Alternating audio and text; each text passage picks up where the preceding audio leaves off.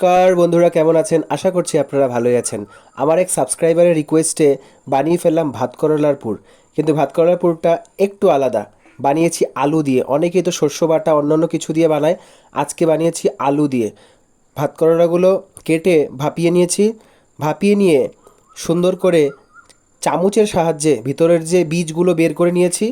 তারপর এই পুরের যে মূল উপকরণ আলু, সে আলুগুলোকে ফ্রেশ করে ধুয়ে নিয়ে গ্রাইন্ডারে গ্রাইন্ড করে নিয়েছি। গ্রাইন্ডারে গ্রাইন্ড করে নিয়ে সুন্দর করে সাথে সেই বীজগুলোর সাথে কাঁচা লঙ্কা বেটে নিয়েছি।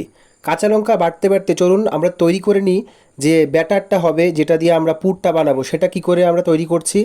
বেসন দিয়ে দিলাম, সাথে দিয়েছি জিরে গুঁড়ো, হলুদ গুঁড়ো এবং এভারেস্টের গরম মশলা গুঁড়ো, সাথে হচ্ছে কাশ্মীরি লঙ্কার গুঁড়ো আর একটু হিং। হিংটা দিলে এর টেস্টটা আলাদা রকমের আসে। কালো জিরে দিয়ে দিলাম আর একটু একটু দিলাম রিফাইন্ড অয়েল। তারপরে পরিমাণ মতো নুন, চিনি। সুন্দর করে ব্যাটারটাকে গুলে নিয়ে পরিমাণ মতো জল দিয়ে রেডি করে রাখুন। এদিকে দেখুন আমার কড়াই গরম হয়ে গেছে। তাতে সামান্য একটু তেল দিয়ে যে আমরা ব্যাটারটার জন্য পুরে ভরার জন্য যেই রেডি করে রেখেছিলাম আলু এবং মশলা, সেটাকে কষিয়ে নিলাম নুন হলুদ দিয়ে, একটু জিরের গুঁড়ো দিয়ে। এই তো ব্যাস রেডি। এখন মা একটু সহায়তা করছিল আমার সাথে পুর ভরাতে।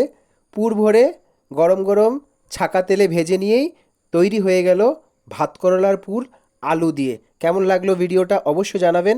আমার চ্যানেলে নতুন হলে সাবস্ক্রাইব করতে কিন্তু ভুলবেন না। আর হরে কৃষ্ণ, রাধে রাধে কিন্তু ভুলবেন না। এই দেখুন তৈরি হয়ে গেছে ভাত করলার পুর। কেমন লেগেছে ভিডিওটা অবশ্যই জানাবেন। হরে কৃষ্ণ।